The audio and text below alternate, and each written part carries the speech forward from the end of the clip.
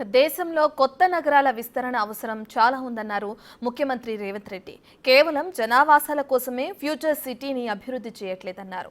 నగర విస్తరణ ద్వారా వివిధ దేశాల నుంచి పెట్టుబడులు తీసుకువచ్చి యువతకు పెద్ద ఎత్తున ఉద్యోగ అవకాశాలు కల్పించడమే కాంగ్రెస్ ప్రభుత్వ లక్ష్యమని తెలిపారు. ప్రతిపక్షాలు అర్థం చేసుకోకుండా నానా యాగి చేస్తున్నాయన్నారు.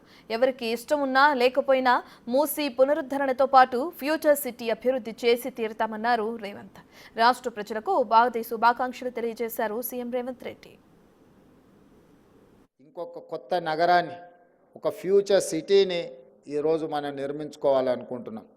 ఎక్కడైనా ఈ దేశంలో స్వతంత్రం వచ్చినప్పటి నుంచి ఒక చండీగఢ్ తప్ప ఒక సంపూర్ణమైన నగరాన్ని ఎక్కడ నిర్మాణం జరగలేదు. దేశంలో ఉన్న నగరాలే కాస్త విస్తరించుకుంటూ వచ్చినాయి.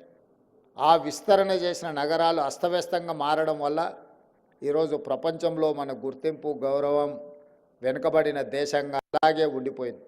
అందుకే ఈరోజు ఈ దేశంలో కొత్త నగరాల నిర్మాణం జరగాల్సిన అవసరం ఉన్నది.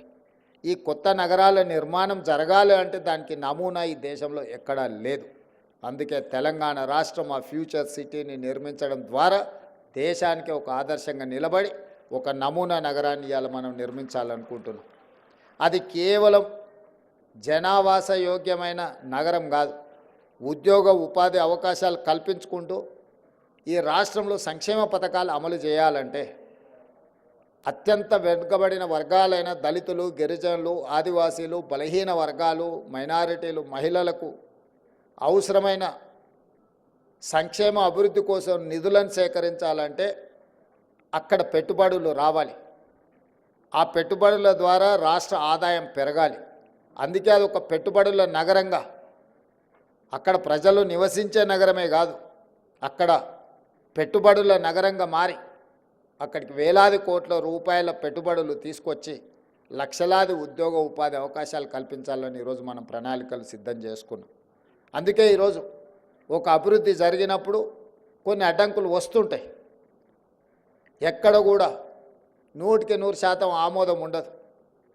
దేవుళ్ళనే 100% మన వాళ్ళు ఆమోదిస్తలేరు. ఒక ఆయన వెంకటేశ్వర స్వామి భక్తున్నంటే ఇంకొక ఆయన ఆంజనేయ స్వామి భక్తున్నంటాడు, ఇంకొక ఆయన నేను శివభక్తుని, కాలభైరవుడిని నేను ఇష్టపడతానంటాడు.